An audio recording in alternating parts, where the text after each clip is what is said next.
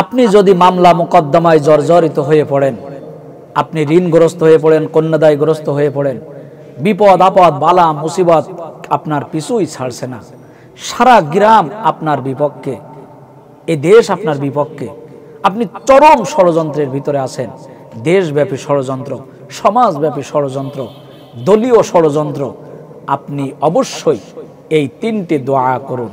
এই তিনটি দোয়া যদি আপনি আল্লাহ তাআলার কাছে একনিষ্ঠভাবে করতে পারেন, তাহলে আল্লাহ রাব্বুল আলামিন আপনাকে সকল প্রকার বালা মুসিবত বিপদ আপদ থেকে উদ্ধার করবেন। হযরত ইউনূস আলাইহিস সালাতু ওয়াস সালাম দোয়া করেছিলেন, সূরা আম্বিয়ার 87 নম্বর আয়াত, লা ইলাহা ইল্লা আনতা সুবহানাকা ইন্নী কুনতু মিনাজ জালিমিন। হে আল্লাহ, তুমি ছাড়া আমার এই গভীর দরিয়ার ভিতরে কেউ নাই, অতএব তুমি আমাকে মুক্ত করে দাও, আমার জন্য শান্তি করে দাও।